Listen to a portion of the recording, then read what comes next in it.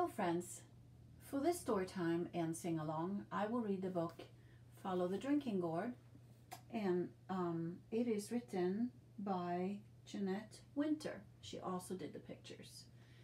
And after the story we will actually get to sing the song that's mentioned in the book. So let's start reading.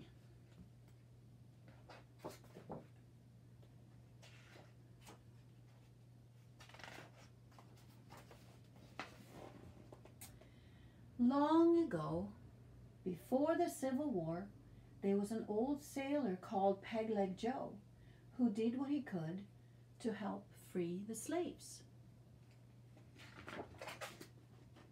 Joe had a plan. He'd use hammer and a nail and saw and work for the master, the man who owned slaves on the cotton plantation. Joe had a plan. At night, when work was done, he'd teach the slaves a song that secretly told the way to freedom. Just follow the drinking gourd, it said. When the song was learned and sung all day, Peg-Leg Joe would slip away to work for another master and teach the song again.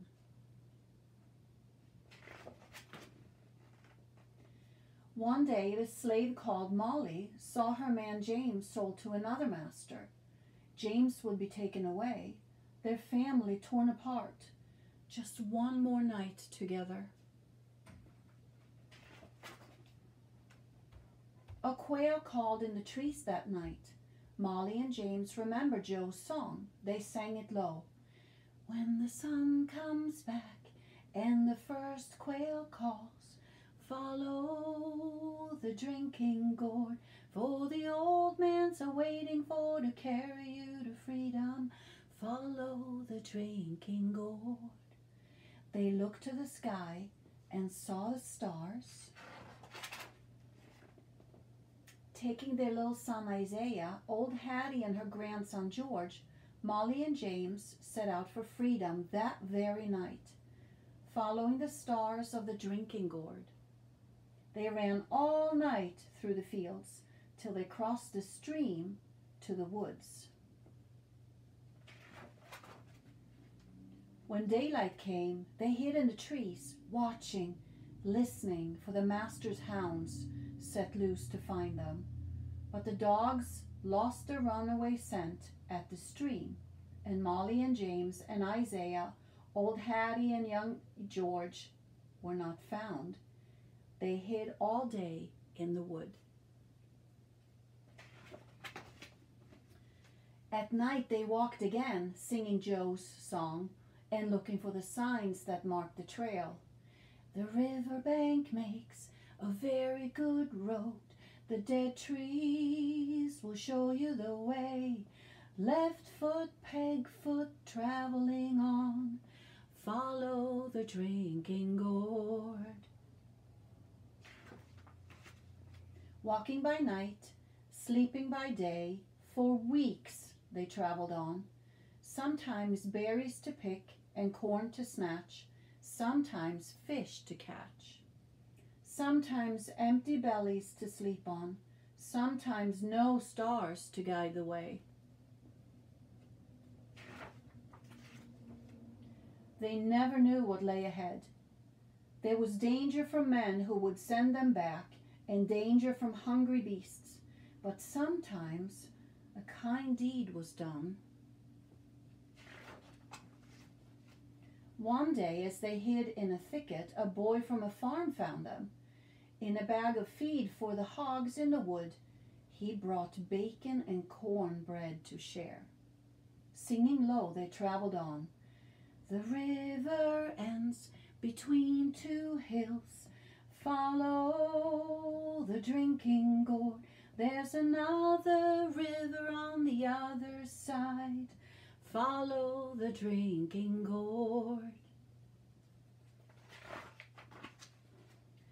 On and on they followed the trail to the river's end. From the top of the hill they saw the new path, another river beneath the stars to lead them to Freedom Land. The drinking gourd led them on. The song was almost done. When the great big river meets the little river, follow the drinking gourd, for the old man's a-waiting for to carry you to freedom if you follow the drinking gourd. Then they climbed the last hill. Down below was Pegleg Joe waiting at the wide Ohio River to carry them across.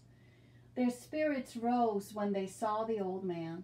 Molly and James and Isaiah, old Hattie and George, ran to the shore. Under a starry sky, Joe rowed them across the wide Ohio River. He told them of hiding places where they could be safe. A path of houses stretched like a train on the secret track leading north to Canada. He called it the Underground Railroad. It carried riders to freedom. The first safe house stood on the hill. The lamp was lit, which meant it was safe to come. Ragged and weary, they waited, while Joe signaled low with a hoot like an owl. Then the door opened wide to welcome the freedom travelers. They were rushed through the house to the barn, for the farmers knew there were slave catchers near.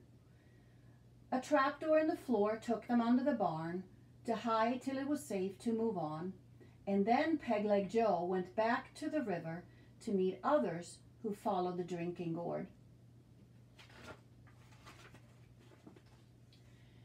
With danger still near, too close for ease, the farmer sent the 5 travelers on. He drew a map that showed the way north on the midnight road to the next safe house, just over 2 hills. This time James called the signal a hoot like an owl that opened the door to a Quaker farm. The travelers were led to a secret room hidden behind shelves. They rested here for many days and healed their wounds. Soft beds, full meals, new clothes, hot baths washed away some fear and pain. Isaiah smiled. When they were strong, they traveled again from house to house on the underground trail, still following the drinking gourd north. Sometimes they traveled on foot and sometimes by cart. The wagon they rode near their journey's end carried fruit to market and the runaways to freedom.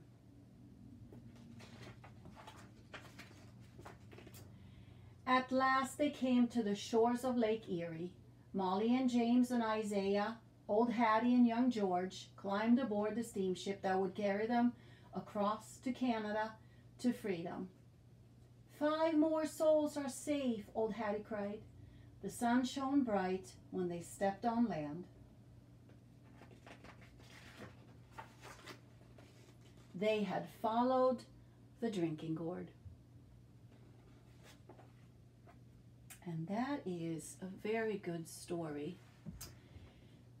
Oh, here's my kitty cat. Kitty cat. Did you know that there's a house right here in Pembroke that was part of the Underground Railroad where nice families helped the slaves get to Canada and freedom? It's right on Pembroke Street. This house is part of our town's history, and it's very special to know what happened in our town long, long ago. My friend Abby, who is in 4th grade, says that she wants to be a history teacher because she thinks history is important. She says, and I quote, "So people can learn about what happened in case it happens again," end quote. I agree with Abby. History is important. So we're ready to sing the song together.